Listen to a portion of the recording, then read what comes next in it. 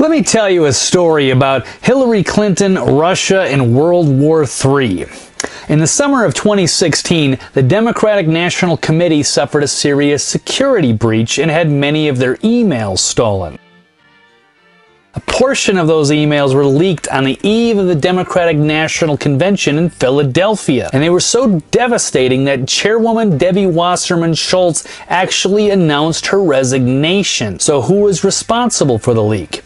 Although an unknown mysterious hacker or collective called Guccifer 2.0 claimed responsibility, it's not entirely certain. And others think that the prime suspect was actually a DNC staffer named Seth Rich. It would be nice if we could ask him questions, but unfortunately, he's no longer with us. Last time he was seen was when he decided to walk home from his favorite tavern.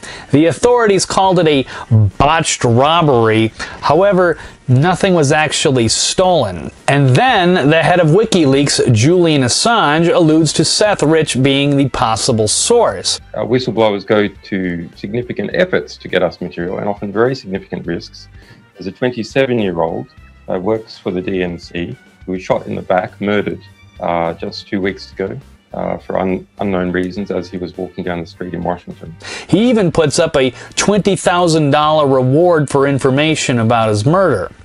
So, how did the Clinton campaign respond? They could have said, well, gee whiz, guess you caught us. Guess we're gonna have to turn ourselves in. Or they could say that the Seth Rich story was just a coincidence and shift the blame on their opponents, namely the Russians and the alt-right, a vast army of allegedly racist, sexist, xenophobic, white supremacist Trump supporters. Hillary even claims that their leader is Vladimir Putin. The grand godfather of this global brand of extreme nationalism is Russian President Vladimir Putin. Talk about a conspiracy theory. But let's take a look at what we do know. Now, Russia has admitted to having about 20,000 of Hillary's emails, but those are the ones she tried to delete from her personal server, not necessarily the ones from the DNC leak. Now, allow me to point out the difference. So here's a quick refresher on her personal server problems. First, Congress discovers that Hillary has been using a private server. Then Clinton's staff begins frantically deleting her emails, over 30,000 of them.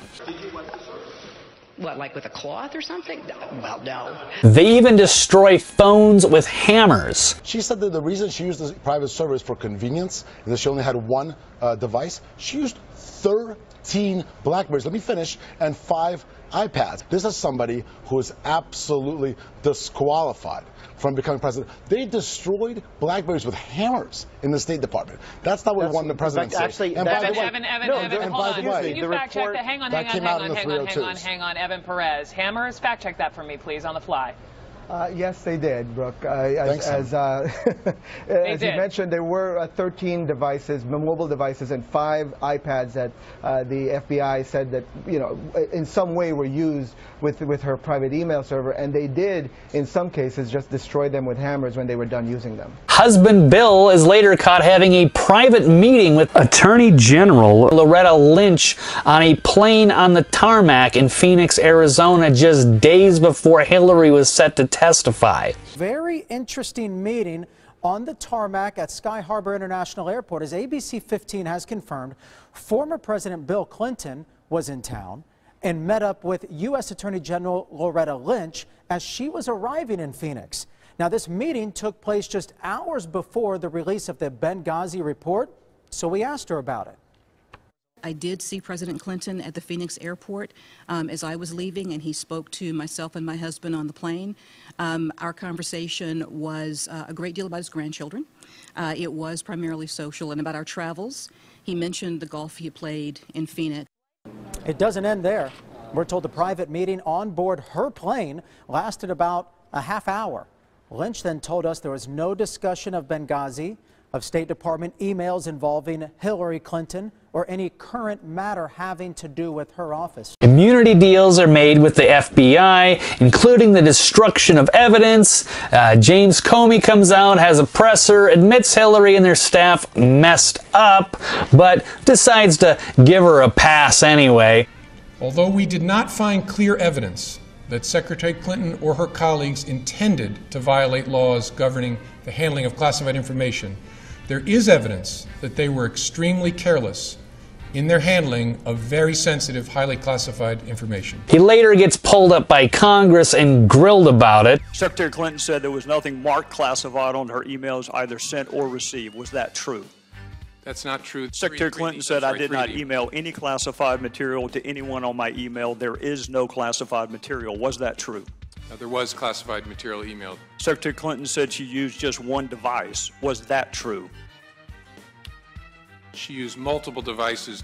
Secretary Clinton said all work-related emails were returned to the State Department. Was that true?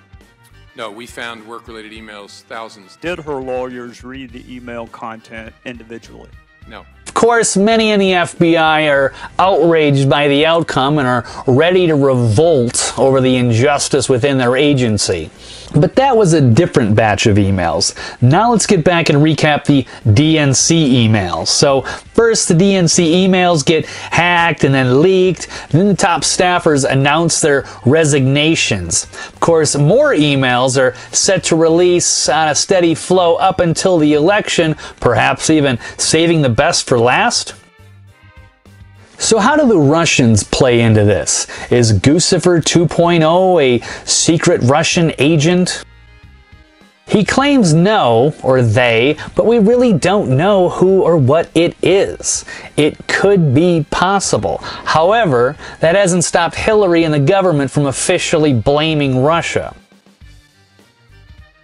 Okay, maybe they don't really have any substantial proof, but we should believe them anyway, shouldn't we? After all, these are the same people who are currently threatening war with Russia over Syria. You see, Russia has declared a no-fly zone and just began moving some advanced missile systems over there, after Obama claimed he might authorize airstrikes on Syrian airfields. Because Russia is an official guest in Syria, they obviously took this as a personal threat. So the U.S. Russian embassy responds by sending out a friendly warning meme on Twitter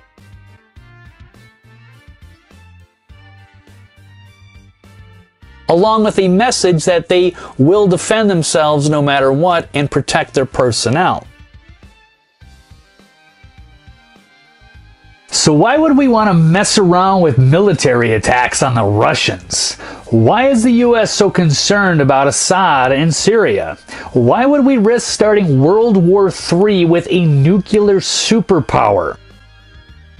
The reality is that the Russians were invited into Syria to help fight ISIS.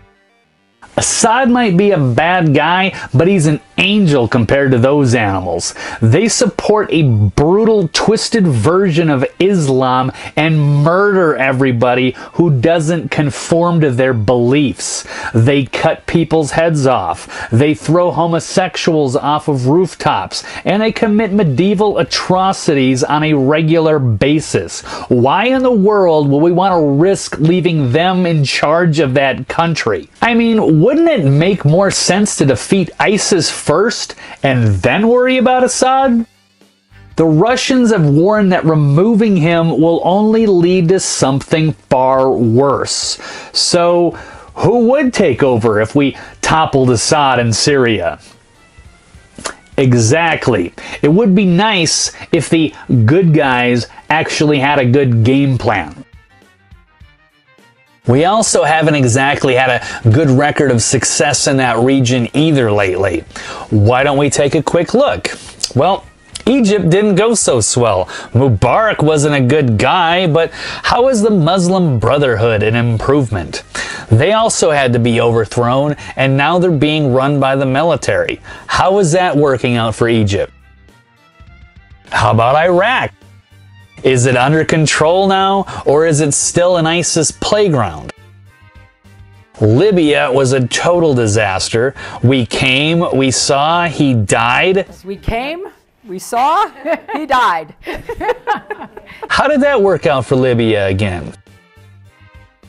And now we just absolutely have to get rid of Assad in Syria.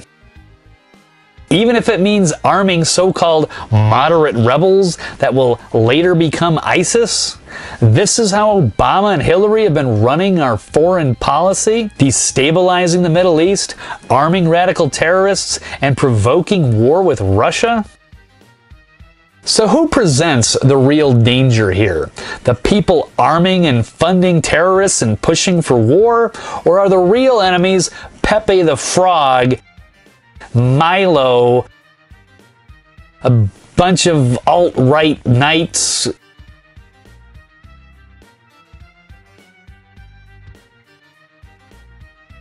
and of course their leader Donald Trump and Vladimir Putin? Now, there still isn't solid proof that Russia is responsible for hacking the emails. Would it really matter? It's obvious that Hillary, the DNC, and the Obama administration have been behaving badly and deserve to be exposed. So if it does turn out to be the Russians, perhaps we owe Putin some gratitude. These people have committed so many crimes that they have to stay in power in order to keep everything under control. Their control. This woman would rather cover everything up and have you believe Russia is responsible, silence her opposition, and risk the destruction of our entire planet to save herself and her oligarch friends from facing justice. Any politician or pundit supporting a war with Russia over a false narrative should be guilty of treason. This is a dangerous game. Don't be complicit in this. You have been warned.